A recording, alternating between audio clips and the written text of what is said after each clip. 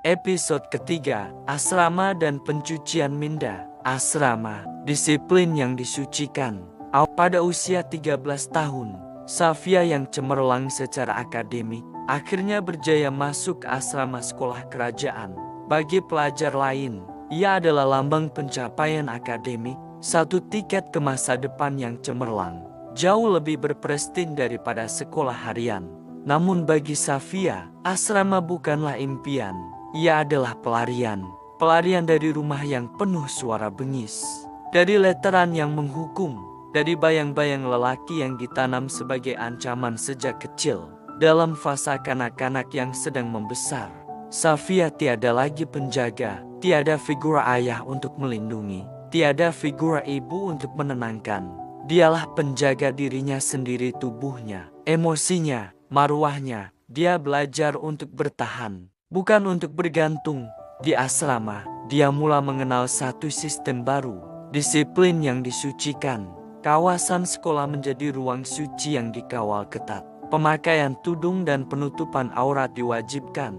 Pelajar perempuan tidak dibenarkan memakai seluar panjang karena kononnya bayang kaki itu mengundang dosa. Tudung perlu dilabuhkan, tidak boleh dililit. Setiap inci tubuh menjadi medan kawalan. Namun di sini, tiada leteran yang ditujukan khas kepadanya seperti di rumah. Jika ada teguran, ia bersifat umum dan tidak lama. Tiada rotan namun berbaur amaran dan ancaman. Tiada jeritan yang menyebut namanya dengan kebencian. Cuma ritual yang dipaksa atas nama disiplin. Sholat berjemaah, zikir berlagu, peraturan berpakaian yang ketat. Bagi Safia, ini bukan kebebasan, tetapi ia juga bukan neraka. Ia adalah ruang tengah, tempat dia boleh bernafas tanpa rasa takut yang berterusan.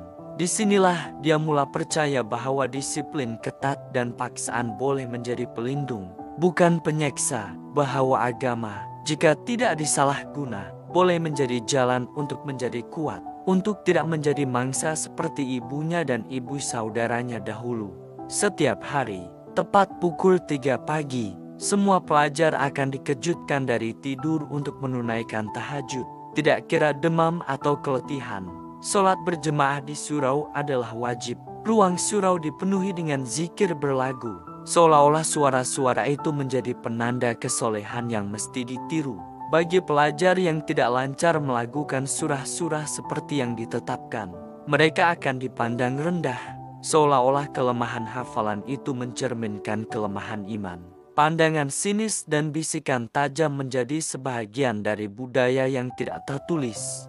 Lebih menyakitkan bagi pelajar perempuan, jika mereka ujur, seluar dalam mereka akan diperiksa oleh ketua pewakilan pelajar yang dilantik. Jika tiada darah kelihatan, mereka akan diaibkan di hadapan pelajar lain dan dipanggil penipu. Kepada semua pelajar, mari kita lihat wajah mereka yang tidak sholat subuh berjemaah. Kalau kau tak sholat berjemaah, kau bukan perempuan solehah. Penipu masuk neraka jahanam. Jerit ketua pewakilan melalui megafon agar semua pelajar boleh mendengari suaranya yang bergema seperti hukuman dari langit. Pelajar senior dan warden asrama sering menjadi contoh dan pengajar. Kononnya untuk membentuk pelajar menjadi solehah dan cemerlang. Mereka tidak mengajar dengan kelembutan, tetapi dengan paksaan, tekanan dan pengawasan yang ketat.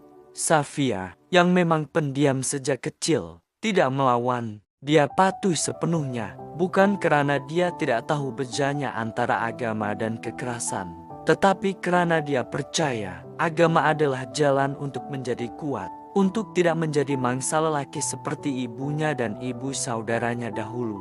Dalam diam, dia menyimpan harapan bahwa kesolehan akan menjadi perisai, bukan penjara. Aurat sebagai perisai, seperti yang diajarkan oleh pelajar senior dan juga melalui buku-buku panduan aurat yang diberikan kepadanya. Safia mula memakai tudung labu sepenuhnya, bersarung tangan dan berstokin karena dia percaya tangan dan kaki adalah aurat yang patut ditutup, bukan karena tuntutan agama seperti yang diajarkan kepadanya semata, tetapi karena ia melindungi tubuh daripada pandangan lelaki. Di sekolah tersebut juga terdapat pelajar lelaki dan matanya memandang mereka seperti apa yang ditanam di dalam mindanya dari kecil. Dia mulai menyamakan aurat dengan maruah, seperti yang diajarkan kepadanya. Percaya bahwa wanita yang tidak menutup aurat akan dibakar di neraka. Dan seperti yang selalu disebut dalam ceramah malam Jumat, tudung ini bukan untuk cantik,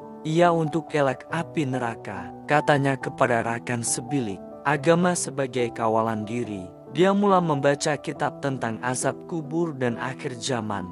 Dia mulai menulis nota tentang kematian dan seksaan. Dia mulai percaya bahwa ketakutan adalah bentuk iman yang paling selamat. Setiap malam, dia berdoa bukan karena rindu, tetapi karena takut. Takut mati dalam keadaan tidak bersedia dan dalam keadaan laga. Dia takut disentuh oleh lelaki. Takut menjadi seperti ibu kandungnya dan ibu saudaranya yang dipanggil mama. Mereka yang pernah percaya lelaki dan akhirnya hancur. Insiden lelaki flasher, aurat sebagai perisai. Pada usia 15 tahun, semasa outing sekolah di sebuah taman rekreasi, Safia dan rakan-rakannya berehat di sebuah pondok kecil yang sunyi. Angin pagi menyapa lembut dan suasana kelihatan tenang. Seolah-olah dunia memberi ruang untuk rehat seketika. Namun ketenangan itu diragu dalam sekelip mata. Tiba-tiba, seorang lelaki dewasa muncul dari semak dan membuka kot labuhnya sambil menunjukkan tubuh badan dan kemaluannya secara terang-terangan. Semua pelajar menjerit dan berlari lintang pukang. Tetapi Safia terpaku. Tubuhnya membeku. Dia tidak paham sepenuhnya apa yang berlaku. Tetapi rasa jijik dan takut itu melekat dalam tubuhnya, bukan hanya untuk hari itu, tetapi untuk bertahun-tahun selepasnya. Betullah mereka syaitan dan iblis, ahli neraka, macam yang mama selalu sebut dulu. Bisik hatinya, mengulang kata-kata yang pernah ditanam sejak kecil. Tiada guru yang mengambil serius insiden itu. Tiada laporan polis dibuat, tiada sesi kaunseling. Trauma itu dibiarkan membusuk dalam diam. Dan dalam diam itulah ajaran ibu saudaranya dahulu kembali bergema bahwa lelaki adalah ancaman dan aurat adalah perisai. Malam itu, Safia duduk lama di atas sejadah. Dia membaca doa panjang tentang perlindungan. Dia bertaubat karena telah melihat aurat lelaki yang sengaja ditunjukkan kepadanya. Dia rasa bersalah. Walaupun dia adalah mangsa, hari ini aku sudah jadi mangsa lelaki tanpa sadar. Kalau dibiarkan, hidup aku akan lebih merana seperti mama, bisiknya dalam hati. Dan di sejadah itu, dia membuat satu ikrar. Saya nekat untuk menjadi ustazah. Saya akan bimbing perempuan lain supaya tidak jadi mangsa. Saya akan pastikan mereka tutup aurat. Saya akan pastikan mereka takut di dunia, supaya mereka selamat di akhirat. Ingatan Safia kembali ke usia 10 tahun. Televisi di ruang tamu rumah menayangkan forum perdana ehwal Islam. Seorang ustazah bertudung labu hitam sedang bercakap tentang aurat wanita dan azab kubur bagi yang tidak menutup dengan sempurna. Ibu saudaranya yang sedang menonton terus bersuara lantang, "Tengok tuh, kalau kau nak selamat, kau kena jadi macam dia." Tudung labu, baju longgar, jangan senyum sangat. Lelaki jahat suka perempuan lembek dan bersifat kewanitaan yang tinggi. Malam itu, Safia berdiri di hadapan cermin. Wajahnya tenang, tetapi matanya menyimpan ribuan pertanyaan yang tidak terucap. Dalam diam, dia mulai percaya bahwa tudung labu bukan sekadar tuntutan agama Islam, tetapi perisai terhadap dunia yang menakutkan. Dunia yang tidak melindungi anak perempuan. Dunia yang membiarkan lelaki menjadi ancaman tanpa hukuman. Tangannya perlahan-lahan mencapai gunting. Dengan gerakan yang tegas namun penuh emosi, dia mulai memotong rambutnya sendiri. Rambut panjang yang selama ini menjadi lambang kelembutan dan keayuan wanita, kini gugur satu demi satu ke lantai. Dia tidak mau lagi dilihat sebagai perempuan ayu. Dia tidak mau menjadi sasaran. Dan malam itu, di hadapan cermin, Safia tidak sekadar mengubah penampilan.